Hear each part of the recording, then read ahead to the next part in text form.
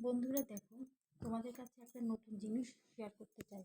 সেটা হচ্ছে যে আমরা অনেকেই বাড়িতে ওষুধপত্র কিনে রাখি, যেমন ভলিনি স্প্রে, প্রসাদ মুভ স্প্রে, এই সমস্ত অনেক কিছু আমরা আইটেম বাড়িতে রেখে দিই। ওষুধপত্র রেখে দিই।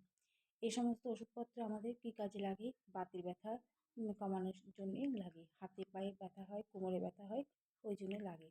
তোমরা যদি ওর পরিবর্তে আদা রস চিপে বা আদা রস পেস্ট করে যদি মাখো, একটা কটন ভিজিয়ে মাখো, সারা গায়ে হাত পায়ে যে সমস্ত বাতে ব্যথায় যন্ত্রণা হচ্ছে মাখো, তাহলে তোমরা ভালো সুফল পাবে।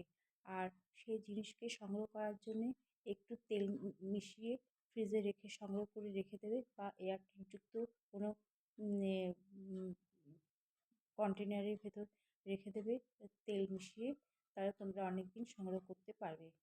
আর যদি মনে করো যে তোমরা আবার এটাও পারো, যদি মনে করো যে জায়গায় ব্যথা হচ্ছে সেই জায়গার জন্যে, তাই বলে কি তোমরা বারে বারে জিনিসটা বানাবে আদা রস, সেই আদা রস বা আদা পেস্ট করে জিনিসটার মধ্যে একটু তেল মিশিয়ে রেখে দেবে। তাহলে সে যে সমস্ত জায়গায় ব্যথা হচ্ছে, বেদনা ব্যথা হচ্ছে, যন্ত্রণা হচ্ছে, সে সমস্ত জায়গায় তোমরা লাগাতে পারো। তারপর তোমাদের কাছে আরেকটা জিনিস শেয়ার করছি, যে তোমরা অনেক সময় রান্নাবান্না করতে গেলে হাত পুড়ে যায়, ছেলেরা এবং মেয়েরা। যাদের পড়ে তো পড়ে, যাদের পড়ে না পড়ে না। যদি কোনো সময় পুড়ে যায়, তাহলে মেথি জল ভিজিয়ে রাখবে, ভিজিয়ে আগের দিন পেস্ট করে রেখে দেবে।